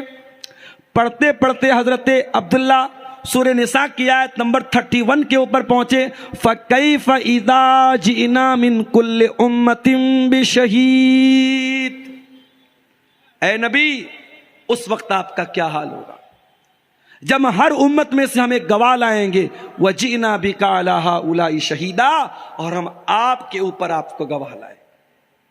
جب اس آیت پر پہنچے عبداللہ بن مسعود، کہتے اللہ کے نبی نے فرمایا حسبک الآن، اے عبداللہ رک جاؤ، بس کرو۔ کہتے میں نے نظر اٹھا کے دیکھا، فَإِذَا عَيْنَاهُ تَذْرِفَانِ، اللہ کے پیارے نبی کی دونوں آنکھوں سے آنسو بہ رہے تھے۔ اللہ کے نبی رو رہے تھے۔ کیوں رو رہے تھے؟ ذمہ داری کا احساس تھا آپ کے کندھے پر، آپ کو اس بات کا احساس تھا کہ اتنی بڑی ذمہ داری میرے کندھے پر ڈالی جائے گی۔ معاف کرنا میرے بھائیوں، آج ہمارے اندر کمی ہے کسی چیز کی تو ذمہ داری کے احساس کی کمی ہے۔ جلسہ کرانے والوں سے کہنا چاہوں گا، بہت اچھا کام کرتے ہیں آپ، کوئی جلسے کی کمیٹی کا صدر ہے، کوئی سیکریٹری ہے، کوئی خزانچی ہے۔ میں کہیں پروگرام میں جاتا ہوں، لوگ بڑے فخر سے کہتے ہیں شیخ صاحب میں جلسے کا ناظم ہوں، میں جلسے کا صدر ہوں، میں مدرسے کا ناظم ہوں۔ لوگ فخر کرتے ہیں، لوگ ناز کرتے ہیں۔ میں کہتا ہوں میرے پیارے بھائیوں، اللہ نے آپ کو ذمہ دار بنایا ہے، اس ذمہ داری پر فخر مت کیا کرو، اس ذمہ داری کو نبھانے کی کوشش کیا کرو۔ آپ کے اسی کٹیہار کے علاقے میں جلسہ ہو رہا ہے اور جلسے کا بہت بڑا گیٹ لگایا جا رہا ہے، اور ایک طرف مولانا جرجیت صاحب کی اور ایک طرف میری بڑی بڑی فوٹو اس گیٹ پر لگا کر کے پوری دنیا میں اس کو پبلش کیا جا رہا ہے۔ کیوں؟ لوگ تو ہم سے سوال کرتے ہیں۔ میرے پاس فیس بک پر، واٹس ایپ پر سینکڑوں لوگوں نے سوال کیا کہ آپ کیوں نہیں منع کرتے؟ آج گیٹ لگ رہا ہے، کل اسٹیچو بننا شروع ہو جائے گا۔ برائیاں اسی طریقے سے میرے بھائیوں، برائیاں جب شروع ہوتی ہیں نا بہت چھوٹی شکل میں ہوتی ہیں، پھر وہ دھیرے دھیرے انڈے دیتی ہیں، بچے دیتی ہیں۔ پہلے آپ کے کٹیہار میں جلسے نہیں ہوتے تھے، پھر دھیرے دھیرے جلسوں کے پوسٹر میں، اشتہار میں فوٹو ڈالنے کا سسٹم آیا۔ مجھ سے لوگ فوٹو مانگتے ہیں، جلسہ کمیٹی کے لوگ، میں کہتا ہوں نہیں میں فوٹو نہیں دوں گا، مگر آج کے زمانے میں فوٹو حاصل کرنا کون سا مشکل کام ہے؟ آپ گوگل پہ عبدالغفار سلفی لکھیں، بہت فوٹو آ جائیں گے آپ کے سامنے۔ فوٹو لے لیا لوگوں نے، لے کے پوسٹر پہ ڈال دیا۔ اب لوگ تو مجھ سے پوچھتے ہیں عبدالغفار صاحب آپ نے کیوں پرمیشن دی؟ کوئی میں نے کہا بھائی میں منع کرتا ہوں، مگر یہ جلسے والے مانے تب تو۔ اور ابھی آپ کے اسی علاقے میں ایک پروگرام ہونے والا ہے اور بڑے بڑے گیٹ پر قد آدم سائز کا ہمارا اور مولانا جرجیت صاحب کا فوٹو لگا دیا لوگوں نے۔ اب صاحب وہ لوگ مجھ سے پوچھ رہے ہیں کہ آپ لوگ مولوی ہیں کہ نیتا ہیں؟ کیا ہیں آپ؟ ذمہ داروں سے کہنا چاہوں گا، جلسے کی کمیٹی کے لوگوں سے کہنا چاہوں گا، آپ کوئی راجنیتک پروگرام نہیں کرتے ہیں، کوئی پولیٹیکل پروگرام نہیں ہے، آپ ایک ریلیجیس فنکشن، ایک دھارمک آیوجن، ایک مذہبی پروگرام کرتے ہیں، اور جب مذہبی پروگرام کرتے ہیں تو مذہب کے دائرے میں رہ کر کے کام کیجیے۔ میں ہر تقریر میں بول رہا ہوں، سیمانچل کے جلسوں میں پائی جانے والی خرابیوں پر شاید، میں دعویٰ تو نہیں کرتا ہوں، شاید جتنا میں نے بولا ہے شاید کسی دوسرے وقتہ نے، کسی دوسرے مقرر نے بولا ہوگا۔ یہ عورتوں کا جمگھٹ، یہ لڑکیوں اور لڑکیوں کا سڑکوں پر لائن لگا کر کے ایک دوسرے کے سامنے کھڑا ہونا، یہ عورتوں کا لڑکیوں کا بیٹھ کر کے خریداری کرنا، یہ جوان لڑکیوں کا سج سنور کر کے پروگرام میں آنا، میں نے ہر بات کو لے کر کے ٹوکا ہے، منع کیا ہے، اعتراض کیا ہے، مگر وہ کہاوت ہے بھینس کے آگے بین بجاؤ بھینس کھڑی پگرائے، بھینس کی طرح ہم اور آپ ہو چکے ہیں میرے بھائی۔ ذمہ دار ہو تو یہ ذمہ داری آپ کے گردن پر ایک بہت بڑی امانت ہے، اس امانت کے بارے میں سوچو میرے بھائی۔ جلسہ کرا رہے ہو، جلسے کے اندر کوئی ایسا کام نہ ہو کہ کل قیامت کے دن اللہ آپ سے پوچھے کہ تو جلسے کا صدر تھا، تو جلسے کا سیکریٹری تھا، تو کمیٹی میں تھا، تو نے یہ کام کیوں ہونے دیا؟ اور میں یہ بھی بتا دوں، مجھے معلوم ہے 500 لوگ 1000 لوگ جلسے میں آتے ہیں، اس میں زیادہ تر لوگ انٹرٹینمنٹ کرنے آتے ہیں، منورنجن کرنے آتے ہیں. کس کی تقریر کیسی تھی، بنگلہ وقتہ کیسا بولا، اردو وقتہ کیسا بولا، عبدالغفار صاحب کیسا بولے، فلاں صاحب کیسا بولے، بس وہ اسی مقصد کے لیے آتے ہیں. مگر میں یہ بھی جانتا ہوں ان ہزاروں لوگوں کی بھیڑ میں شاید اللہ میری تقریر کو سن کر کے کسی ایک بندے کو ہدایت دے دے. واللہ میں نہیں جانتا کہ اس میدان میں جو بھی محنت کر رہا ہوں یہ محنت اللہ کے قبول ہوگی کہ نہیں. کل رات میں اتر پردیش میں سدھارتھ نگر میں پروگرام تھا، نیپال بارڈر کے قریب، بنارس سے 300 کلومیٹر دور. وہاں میں دوپہر میں کلاس کرتا ہوں، بائی کار وہاں رات میں 10 بجے پہنچتا ہوں، رات میں 1 بجے وہاں سے تقریر کرنے کے بعد اسی کار سے بنارس واپس آتا ہوں، صبح 7:30 بجے گھر پہنچتا ہوں، پھر بیگ لیتا ہوں، مدرسے جاتا ہوں، مدرسے بچوں کو پڑھاتا ہوں، پھر مدرسے سے ڈائریکٹ آپ کے بہار کے لیے نکل جاتا ہوں. مجھے پوری رات بستر نصیب نہیں ہوا میرے پاس. میں یہ نہیں کہتا کہ میں بہت قربانی دے رہا ہوں، لیکن جو محنت ہو رہی ہے ہمیں نہیں معلوم کہ اللہ اس کو قبول کرے گا. ہم تو دعا کر سکتے ہیں، امید کر سکتے ہیں میرے بھائی. مگر واللہ بتا رہا ہوں، جب کٹیہار میں، پورنیہ میں، ارریا میں، کشن گنج میں کہیں پر بھی کوئی نوجوان ملتا ہے اور کہتا ہے شیخ صاحب آپ کی تقریر سنتے سنتے میں پہلے نماز نہیں پڑھتا تھا، اب نماز پڑھنے لگا، پہلے جوا کھیلتا تھا اب جوا کھیلنا بند کر دیا، پہلے غلط لائن میں تھا اب اس لائن میں نے چھوڑ دیا. ایسا لگتا ہے اے اللہ یہ راتوں کا جاگنا، یہ آرام قربان کرنا، یہ لمبے لمبے سفر کرنا، یہ اپنی جان کو خطرے پہ ڈال کر کوہرے کے موسم میں اتنے لمبے لمبے بائی روڈ سفر کرنا، اے اللہ شاید یہ سفر، یہ محنت اگر کسی ایک بے نمازی کے نمازی بننے سے اور کسی ایک غلط انسان کے صحیح راہ پہ آ جانے سے اگر یہ محنت تیری بارگاہ میں قبول ہو جائے تو شاید اسی کے بہانے ہمارا بیڑا پار ہو جائے. میرے پیارے بھائیوں، ذمہ داری بہت بڑی چیز ہے. اللہ کے پیارے نبی کے سامنے قرآن پڑھا گیا، آپ رونے لگے. کیوں؟ کیونکہ قیامت کے دن آپ کے سامنے وہ جو ذمہ داری ہوگی اس ذمہ داری کو یاد کر کے اللہ کے پیارے نبی رونے لگے اور آپ کی آنکھوں سے آنسو بہنے لگے. نبی سے محبت کرتے ہو تو نبی کی پسند کا خیال کرو. نبی کو قرآن پڑھنا بہت پسند تھا، نبی کو قرآن سننا بہت پسند تھا. اور آگے بڑھیے، اللہ کے پیارے نبی فرماتے ہیں حبب الی من دنیاکم ثلاث، مجھے دنیا میں 3 چیزیں بہت پسند ہیں. النساء، عورتیں بہت پسند ہیں. اب آپ کہیں گے مولانا صاحب اس کا کیا مطلب ہوا؟ اللہ کے نبی یہ کیوں کہہ رہے ہیں مجھے عورتیں بہت پسند ہیں؟ اس کا تو غلط مطلب بھی کوئی نکالنے والا نکال سکتا ہے. نہیں، نبی نے کہا کہ دنیا میں عورتیں پسند ہیں، اس کا مطلب پہلے سمجھ لیجیے کہ اللہ کے نبی کیا کہنا چاہتے ہیں. پہلے آپ اتہاس اٹھائیے اور اس زمانے کی جغرافیائی حالات آپ دیکھیے کہ اس وقت عرب کی دھرتی پر عورت کے ساتھ کیا سلوک ہوتا تھا. لڑکی پیدا ہوتی تھی، باپ اپنے ہاتھوں سے لے جا کر کے زمین میں گاڑ دیتا تھا. باپ مر جاتا تھا، سوتیلی ماں سے اس کا بیٹا شادی کر لیتا تھا. شوہر مرتا تھا، 1 سال تک عورت ایک کوٹھری میں بند کر دی جاتی تھی اور 1 سال تک عدت مناتی تھی اور سوگ مناتی تھی اپنے شوہر کا. جانوروں کی طرح، گھوڑے اور گدھوں اور بیل کی طرح عورت بکتی تھی مارکیٹ میں. میرے پیارے ساتھیوں، اس سوسائٹی کے اندر اگر مہیلاؤں کو ان کا استھان کسی نے دیا ہے، مہیلاؤں کو کا اگر ان کا صحیح مقام دنیا کو کسی نے بتایا ہے تو وہ جناب محمد رسول اللہ صلی اللہ علیہ وسلم میں. آپ نے عورت کا مقام بیان کیا.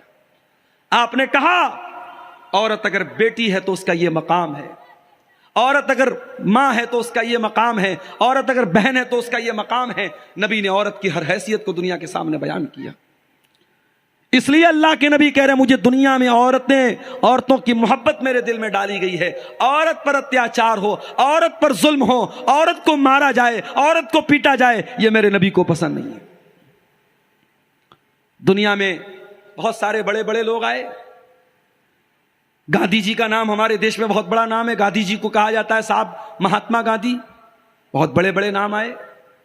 بڑے بڑے لوگوں کی ایک پہچان یہ ہوتی ہے کہ صاحب وہ برہمچاری ہوتے ہیں. عورت سے دور ہوتے ہیں، ان کی زندگی میں بیوی بچے نہیں ہوتے ہیں. ہمارے نبی نے ہم کو یہ نہیں سکھایا. ہمارے نبی نے شادی بھی کی، ہمارے نبی کے بچے بھی پیدا ہوئے. تو اللہ کے نبی کہہ رہے مجھے دنیا میں عورت بہت پسند ہے. النساء والطیب، اور دوسری چیز جو مجھے بہت زیادہ پسند ہے، خوشبو بہت پسند ہے. اللہ کے نبی کو خوشبو بہت پسند تھی، اور اسی لیے کوئی خوشبو اگر تحفے میں دے تو لے لینا چاہیے. خوشبو کا تحفہ لوٹانا نہیں چاہیے، خوشبو کا تحفہ ریجیکٹ نہیں کرنا چاہیے. کوئی تحفے میں خوشبو دے تو لے لینا چاہیے. اس کے بعد تیسری چیز کیا ہے؟ جو علت قرۃ عینی فی الصلاۃ، نماز میری آنکھوں کی ٹھنڈک ہے. نماز میری آنکھوں کی ٹھنڈک ہے. اب ذرا سینے پر ہاتھ رکھو، دل پر ہاتھ رکھو اور بتاؤ، کل فجر، ظہر، عصر، مغرب، عشاء، 4 ٹائم کی نماز میں سے آپ نے کتنے ٹائم کی نماز پڑھی ہے؟ آپ دل پر ہاتھ رکھ کے بتاؤ. اگر آپ کو یہ لگتا ہے کہ نہیں مولوی صاحب میں بہت بڑا کاروباری ہوں، میں بہت بڑا بزنس مین ہوں، بہت بڑا ویاپاری ہوں، مجھے نماز پڑھنے کا ٹائم نہیں مل رہا تھا، تو معاف کرنا میرے بھائی، آپ کے کاروبار سے بڑھ کر کے نماز ہے، نماز سے بڑھ کر کے آپ کا کاروبار نہیں ہے. اللہ تعالیٰ قرآن کریم میں کہتا ہے میرے متقی بندے وہ ہیں، میرے پرہیزگار بندے وہ ہیں، رجال اللہ تلہیہم تجارت ولا بیع عن ذکر اللہ. میرے متقی بندے وہ ہیں، ان کا کاروبار، ان کا لین دین ان کو نماز سے غافل نہیں کرتا ہے. وہ نماز اپنے ٹائم پر پڑھتے ہیں، کاروبار کے باوجود، لین دین کے باوجود وہ نماز کے معاملے میں کبھی کوئی لاپرواہی نہیں کرتے ہیں. یخافون یوما تتقلب فیہ القلوب والابصار، ان کے دل میں اللہ کا ڈر ہوتا ہے، ان کے دل میں قیامت کے دن کا ڈر ہوتا ہے. قیامت کے دن پہلا سوال یہ نہیں ہوگا کہ آپ کتنا پیسہ کماتے تھے، آپ کے بچے کتنے تھے، آپ کی بیوی کیسی تھی، آپ کا پریوار کیسا تھا. دنیا کا پہلا سوال قیامت کے دن کیا ہوگا؟ ان اول ما یحاسب به العبد یوم القیامت الصلاۃ، بندے سے پہلا سوال نماز کے بارے میں. نماز کے بغیر جنتی جنت میں نہیں جائے گا، اور بے نمازی اسی بے نمازی ہونے کی وجہ سے جہنم میں جائے گا. اللہ قرآن کے 29ویں پارے میں کہتا ہے جب جنتی جنت میں چلے جائیں گے، جہنمی جہنم میں چلے جائیں گے، جنتی جہنمیوں سے سوال کریں گے ما سلککم فی سقر، اے جہنمیوں تم جہنم میں کیوں آئے؟ تم نے کون سا ایسا گناہ کیا تھا تم جہنم میں چلے آئے؟ قالوا لم نک من المصلین، تو جہنمی جواب دیں گے ہم نماز نہیں پڑھتے تھے. میرے بھائیوں، اگر نبی سے محبت کرتے ہو، نبی کو نماز سے بہت محبت تھی. نبی جب ٹینشن میں ہوتے تھے تو بلال سے کہتے تھے یا بلال ارحنا بالصلاۃ، اے بلال نماز کے ذریعے ہمارے دل کو سکون عطا کرو. میرے نبی جب ٹینشن میں ہوتے تھے نماز میں کھڑے ہو جاتے تھے، مصلی پر کھڑے ہو جاتے تھے. نماز کے ذریعے بندہ اپنے رب سے سب سے زیادہ قریب ہوتا ہے. میرے نوجوان بھائیوں، جن کو جاب نہیں مل رہی ہے، جو گورنمنٹ جاب کے لیے ایگزام دے کر کے بیٹھے ہیں اور رزلٹ کے انتظار میں ہیں، جو IAS کی تیاری کر رہے ہیں، جو IPS کی تیاری کر رہے ہیں، جو UPSC کی تیاری کر رہے ہیں، جو BPSC کی تیاری کر رہے ہیں، جو نیٹ کے ایگزام کی تیاری کر رہے ہیں، دنیا کی کوئی بھی ٹینشن ہو، آؤ اللہ کی بارگاہ میں سجدہ تو کرو، اللہ کے آگے اپنا سر تو جھکاؤ، اپنے رب سے سجدے میں مانگ لو جو مانگنا ہے. اور خاص طور سے رات میں اگر ٹائم ملے تو تہجد کی نماز پڑھ دو میرے بھائیوں، اور تہجد کی نماز میں سجدے میں مانگ لو اللہ سے جو مانگنا ہے، انشاءاللہ آپ کی دعا قبول ہوگی. اقرب ما یکون العبد من ربہ وہو ساجد، بندہ اپنے رب سے سب سے زیادہ قریب اگر ہوتا ہے تو سجدے کی حالت میں ہوتا ہے. اور آگے بڑھیے، اللہ کے نبی کو ایک چیز اور بہت زیادہ پسند تھی، اور وہ چیز کیا تھی؟ شرم و حیا بہت زیادہ آپ کو پسند تھی. ایک مرتبہ ایک عورت آپ کے پاس آئی عورت کا نام تھا فاطمہ بنت عقبہ. وہ بیعت لینے کے لیے آئی. اس نے آ کر کے پردے کے اس پار عورت ہے, اس پار اللہ کے نبی ہیں. وہ کہتی ہے اللہ کے نبی میں بیعت کرتی ہوں. نبی نے کہا بیعت کرو. وہ کہتی ہے میں بیعت کرتی ہوں. آپ نے کہا بیعت کرو, اللہ کے ساتھ شرک نہیں کرو گی.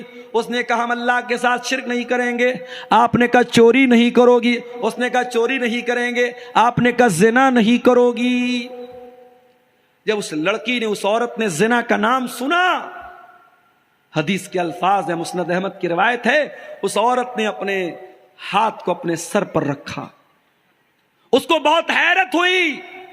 عزت دار عورت, شریف عورت, اچھے خاندان کی عورت زنا کے بارے میں سوچ بھی نہیں سکتی ہے. اے اللہ کے نبی, آپ مجھ سے بیعت لینا چاہتے ہیں, میں تو زنا کے بارے میں سوچ بھی نہیں سکتی. اللہ کے نبی کو اس عورت کا انداز بہت پسند آیا. آپ نے حضرت عائشہ سے کہا کہ دیکھو کتنی شریف عورت ہے, کتنی عزت دار عورت ہے. زنا کا نام آیا تو اس نے فوراً سر پر ہاتھ رکھ لیا. اس کے لیے یہ تصور کے باہر کی بات ہے, یہ سپوز بھی نہیں کر سکتی, یہ سوچ بھی نہیں سکتی کہ زنا کرے گی وہ عورت. اور آج حالات کیا ہیں؟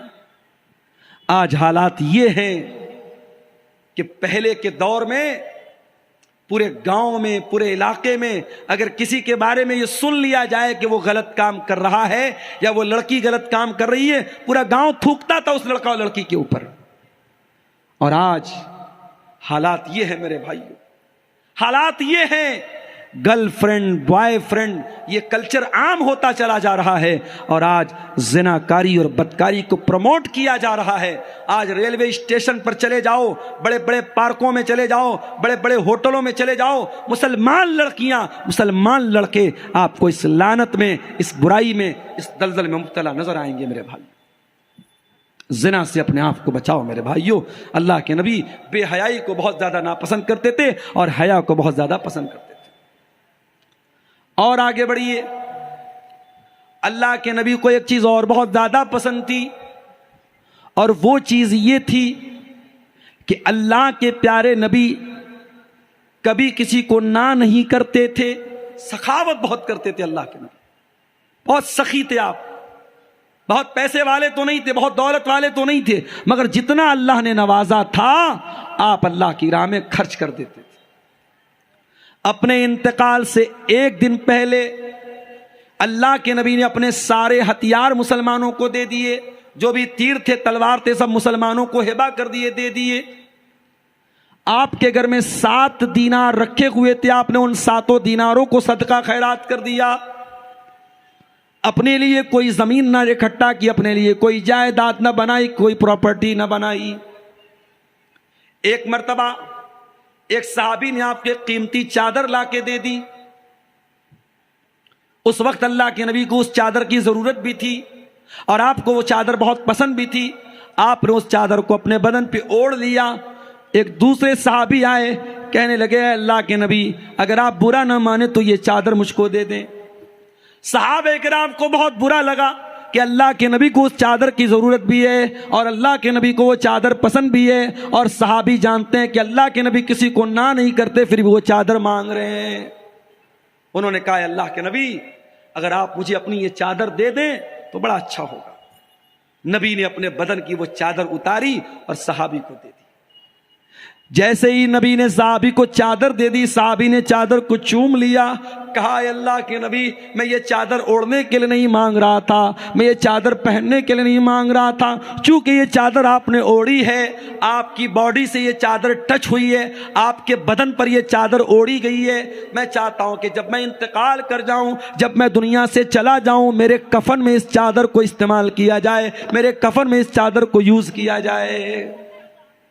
مگر مسئلہ یاد رکھیے گا, نبی کے بدن کو اللہ تعالیٰ نے برکت والا بنایا تھا, اور نبی کے بدن سے تبرک حاصل صحابہ کرام کرتے تھے۔ اب کسی ایرے گہرے نتھو خیرے آج کے دور کے کسی عالم، کسی امام، کسی پیر، کسی بزرگ کو یہ ادھیکار نہیں ہے کہ اس کے بدن کو لوگ برکت والا سمجھیں اور اس کے بدن کا اترا ہوا کپڑا اس کو لوگ برکت والا سمجھ کے پہنے۔ اس کی اجازت نہیں ہے۔ یہ چیز نبی کے ساتھ خاص تھی، صحابہ کے ساتھ خاص تھی۔ صحابہ نبی کے بدن کو برکت والا سمجھتے تھے اور نبی نے ان کو منع بھی نہیں کیا۔ بعد میں کسی کے انسان کے لیے اس کی پرمیشن نہیں دی گئی۔ تو نبی کو کنجوس لوگ پسند نہیں تھے۔ ایک صحابی اللہ کے نبی کے پاس آئے، بہت میلا کچیلا کپڑا پہنے ہوئے تھے، بڑا پھٹا پرانا کپڑا پہنے ہوئے تھے۔ آپ نے پوچھا الک من مال، کیا تیرے پاس مال و دولت ہے، پیسہ ہے، روپیہ ہے؟ کہا اللہ کے نبی بہت پیسہ ہے، اتنے اونٹ ہے، اتنے گائے، اتنے بیل، اتنے بکریاں ہیں۔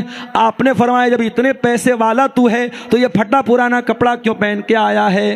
اے میرے صحابی، جب اللہ تعالیٰ تم کو کوئی نعمت دیتا ہے تو اللہ تعالیٰ یہ چاہتا ہے کہ وہ نعمت تمہارے بدن پہ نظر آئے۔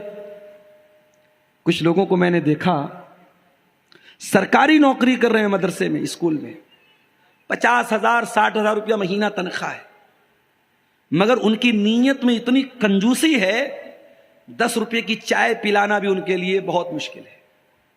اور وہ چاہے تو کار خرید سکتے ہیں، مگر وہ اپنے گھر سے مدرسہ یا اسکول سائیکل چلا کے جاتے ہیں۔ یعنی ایک انسان 5,000 روپیہ مہینہ کما رہا ہے، اس کے مقابلے میں یہ 50-60,000 روپیہ مہینہ کما رہا ہے۔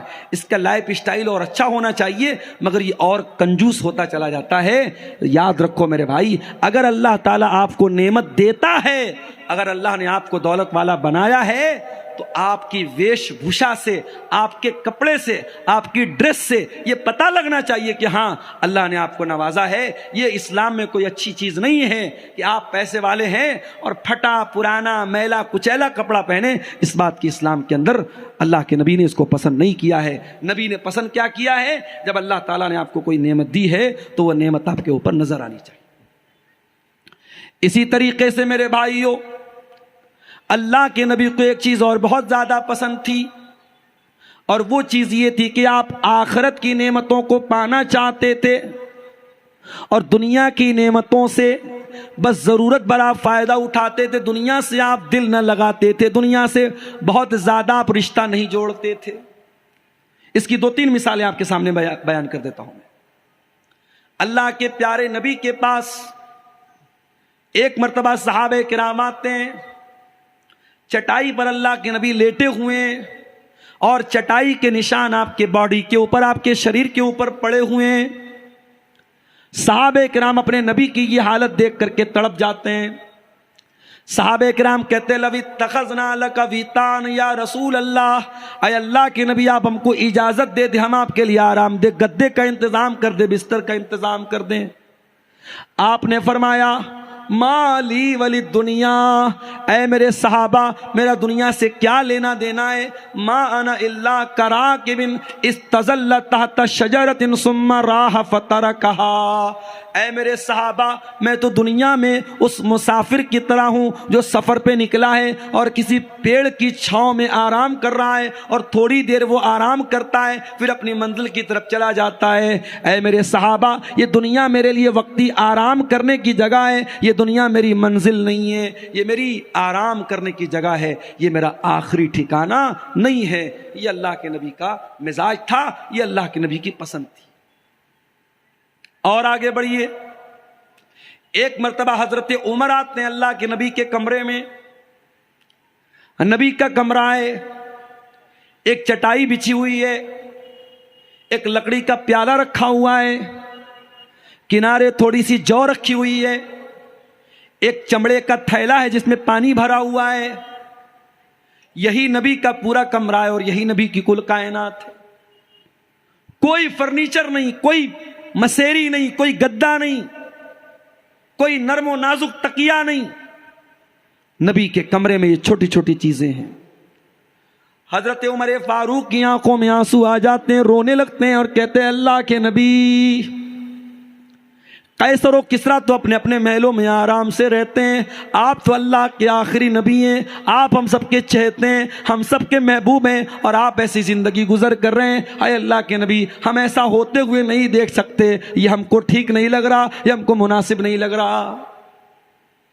بادشاہ، دنیا کے بادشاہوں کی آپ کے سامنے کیا اوقات ہے؟ قیصر و کسریٰ تو اپنے محلوں میں آرام سے رہتے ہیں، اور آپ ایسی معمولی چٹائی پر لیٹتے ہیں اور ایسی سمپل زندگی آپ گزر کرتے ہیں۔ آپ نے فرمایا، اے عمر، اما ترضا ان تکون لہم الدنیا، اے عمر کیا تم یہ نہیں چاہو گے کہ قیصر و کسریٰ کو دنیا کا عیش و آرام مل جائے، دنیا کی نعمتیں مل جائیں، وَتَكُونُ لَنَا الْآخِرَةَ، اور تمہارے نبی کو اللہ تعالیٰ آخرت کی نعمتوں سے نواز دے۔ اے عمر، تمہارا نبی دنیا بنانے کے لیے نہیں آیا، تمہارا نبی آخرت بنانے کے لیے آیا۔ میرے بھائیوں، اسی نبی کا کلمہ ہم اور آپ پڑھتے ہیں۔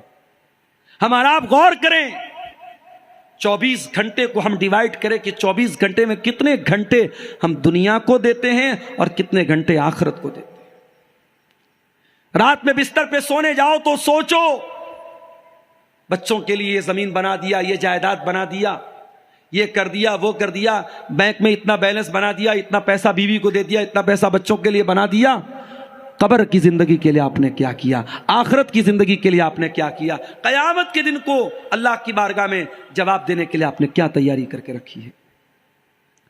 اسی لیے اللہ قرآن میں کہتا ہے، یا ایھا الذین آمنوا اتقوا اللہ ولتنظر نفس ما قدمت لغد واتقوا اللہ، اے ایمان والو اللہ سے ڈرو اور ہر انسان غور کرے کہ اس نے کل کے لیے کیا تیاری کی ہے۔ کل کے لیے آپ کے پاس کیا پلان ہے؟ آخرت کے لیے آپ کے پاس کیا پلان ہے؟ قبر کی زندگی کے لیے آپ کے پاس کیا پلان ہے؟ دنیا میں لوگوں کو خوش کرنے کے چکر میں ہم حرام کام بھی کرتے ہیں۔ لڑکی کی شادی ہو رہی ہے، لڑکے کی شادی ہو رہی ہے۔ بنارس میں بھی ایک شادی میں نے شادی اٹینڈ کی، جس ہال کے اندر شادی تھی، جس میرج لان کے اندر شادی تھی، لوگوں نے بتایا کہ 8 لاکھ روپے کا لون تھا۔ 8 لاکھ روپیہ صرف اس جگہ کا کرایہ تھا جہاں پہ وہ شادی ہو رہی تھی، ولیمہ ہو رہا تھا، اور ولیمہ میں جو طرح طرح کے کھانے تھے 40 لاکھ روپے کا کھانا تھا۔ امت کے کتنے غریب آج بھوک سے مر رہے ہیں، کتنے لوگوں کے پاس ڈھنگ کا مکان نہیں ہے، سر چھپانے کو چھت نہیں ہے، کتنی غریب بچیاں ہیں، ان کے ماں باپ کے پاس اپنی بچی کی شادی کا انتظام نہیں ہے، اور 40 لاکھ روپے کا کھانا، اور وہ کھانا بھی آدمی 30% کھاتا ہے، 70% ڈسٹ بن میں پھینکا جاتا ہے وہ کھانا۔ میرے پیارے ساتھیوں، یاد رکھو، ثم لتسألن یومئذ عن النعیم، اللہ نے اگر کوئی نعمت دی ہے آپ کو تو اس نعمت کا حساب ہمیں قیامت کے دن دینا پڑے گا۔ ہم اور آپ یہ تصور کریں اور سوچیں کہ اللہ نے ٹھیک ہے ہم کو دولت سے نوازا ہے، پیسہ ہے ہمارے پاس، مگر ایک دن کی شان و شوکت کے لیے پانی کی طرح پیسہ بہانا، اور جہاں دولت کی ضرورت ہے، جہاں سرمایہ کی ضرورت ہے، جہاں پیسے کی ضرورت ہے، وہاں اپنے دل کو چھوٹا کر لینا، میرے بھائیوں یہ اچھی بات نہیں ہے۔ نبی نے ہمیں یہ سبق دیا کہ دنیا سے نہیں، آخرت سے دل لگاؤ اور آخرت کی تیاری کرو۔ اب آئیے تقریر کے دوسرے پوائنٹ کی طرف، اللہ کے نبی کو کیا ناپسند تھا، جلدی جلدی 2-4 چیزیں دیکھ لیتے ہیں۔ اللہ کے نبی فرماتے ہیں، ان ابغضکم الی وابعدکم منی مجلسا یوم القیامت اسوؤکم اخلاقا۔ غور سے سنیے گا، اللہ کے نبی فرما رہے ہیں کہ سب سے زیادہ میں کسی سے نفرت کرتا ہوں، اور سب سے زیادہ قیامت کے دن اگر کوئی مجھ سے دور رہے گا تو وہ انسان رہے گا جس کے اخلاق برے ہوں۔ اپنے اہل حدیث بھائیوں کو یہ پیغام دینا چاہوں گا، عقیدے میں 1 نمبر ہو، منہج میں 1 نمبر ہو، سنتوں پر عمل کے معاملے میں 1 نمبر ہو، اخلاق میں بھی 1 نمبر بن جاؤ میرے بھائی۔ آج ہم اخلاق میں بہت پیچھے ہیں۔ جب کوئی ہم سے ملتا ہے، ہمارا عقیدہ بعد میں دیکھتا ہے، ہمارا منہج بعد میں دیکھتا ہے، ہماری نماز کا طریقہ بعد میں دیکھتا ہے، ہماری وچار دھارا کو بعد میں دیکھتا ہے، ہمارے نظریات کو بعد میں دیکھتا ہے، پہلے وہ ہمارے اخلاق کو دیکھتا ہے، ہمارے کیریکٹر کو دیکھتا ہے، ہماری بول چال کو دیکھتا ہے، ہمارے طور طریقوں کو دیکھتا ہے۔ اس لیے پہلے اپنے کیریکٹر اور اخلاق کو اچھا بناؤ۔ اللہ کے نبی کہہ رہے ہیں جس کا اخلاق برا ہوگا قیامت کے دن وہ سب سے زیادہ مجھ سے دور رہے گا۔ نمازی بن گئے آپ، ماشاءاللہ چہرے پر شرعی داڑھی آ گئی، ماتھے پر سجدے کا نشان آ گیا، مگر زبان پر گالی ہے، بدتمیزی ہے، دھوکہ دھڑی ہے۔ بڑی داڑھی ہونے کے باوجود اور ماتھے پر سجدے کا نشان ہونے کے باوجود اگر آپ کا اخلاق گڑبڑ ہے تو قیامت کے دن میرے پیارے ساتھیوں ہمیں اور آپ کو پچھتانا پڑ جائے گا۔ اللہ کے نبی فرماتے ہیں ما من شیء فی المیزان اثقل من حسن الخلق، اللہ کے میزان عمل پر، اللہ کے ترازو پر اگر سب سے بھاری اور سب سے وزندار اگر کوئی چیز ہوگی تو وہ انسان کے بہترین اخلاق ہوں گے۔ اپنے اخلاق کو بہتر بنا لو، انشاءاللہ قیامت کے دن آپ کی نیکیوں کا پلڑا بھاری ہو جائے گا اور اللہ کے میزان عمل پر آپ کامیاب ہو جائیں گے۔ نبی کو ایک اور چیز بہت زیادہ ناپسند تھی اور وہ چیز تھی یکرہ التفحش۔ اللہ کے نبی بے حیائی کی باتوں کو ناپسند کرتے تھے۔ بے حیائی کی باتیں، گندی باتیں، اشلیل باتیں، نبی اپنی زبان سے کبھی گالی نہیں نکالتے تھے میرے بھائی۔ کبھی گالی کے جواب میں بھی آپ نے گالی نہیں دی۔ کبھی کوئی پرائیویٹ ٹائپ کی بات آئی، کبھی میاں بیوی کے بیچ کے رشتے کی بات آئی تو نبی نے وہاں پر بھی بہت ہی ہلکے الفاظ استعمال کیے، اپنی زبان کو آپ نے آلودہ نہیں ہونے دیا۔ اس نبی کی ہم امتی ہیں، ہم اور آپ بھی اپنے آپ کو اشلیلتا سے بچائیں، اپنے آپ کو بے حیائی سے بچائیں۔ آج ہمارے نوجوانوں کا بہت بڑا مسئلہ یہی ہے میرے بھائیوں، چاہے وہ نوجوان لڑکے ہوں چاہے وہ لڑکیاں ہوں۔ آج حالات یہ ہیں 8-8 9-9 سال کے لڑکے اور لڑکیوں کو یہ سوشل میڈیا، یہ واٹس ایپ، یہ انسٹاگرام، یہ فیس بک، یہ یوٹیوب ہمارے نوجوانوں کو بے حیا بنا رہا ہے، اور ہماری جو نئی نسل تیار ہو رہی ہے یہ نئی نسل بے حیا بن رہی ہے۔ یہ وقت کے پہلے بالغ ہو رہی ہے، یہ ٹائم کے پہلے ایڈلٹ ہو رہی ہے، اور یہ ہر اعتبار سے شرم و حیا سے دور ہو رہی ہے۔